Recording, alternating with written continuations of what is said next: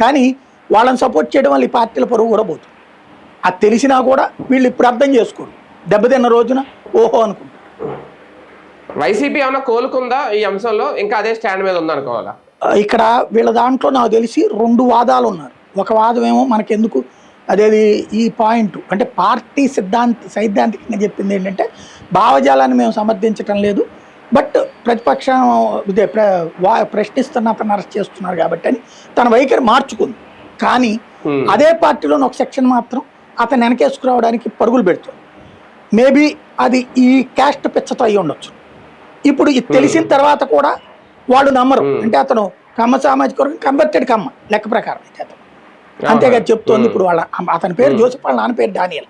ఎలా అవుతాడు ఇప్పుడు మన అనిల్ శాస్త్రి అట్లాగా, ఇప్పుడు అనేక మంది పాస్టర్లు రెడ్డి చౌదరి కూడా ఉంటారు కదా, అట్లాంటి సామాజిక వర్గం అనమాట. అయితే వాళ్ళు ఏంటి అందులోకి ఆ మతంలోకి వెళ్తే ఆటోమేటిక్గా తమ వర్గమే అని ఫీల్ అయ్యేటటువంటి వాళ్ళు ఉన్నారు. వాళ్ళు ఇతనికి బాగా సపోర్టింగ్గా ఉన్నారని కనబడుతుంది వైసీపీ. ఒక వర్గం, ఒక సామాజిక వర్గం అంటే వాళ్ళు యాంటీ హిందుత్వ బ్యాచ్ ఎవరైతే వైసీపీలో ఉన్నారో వాళ్ళు ఇతని బాగా వెనకేసుకొస్తున్నారు. అది అది భవిష్యత్తులో ఏమైనా మారుతుందేమో చూడాలి. మారరు నాకు తెలిసాడు ఇంకంతే. రైట్, చూద్దాం.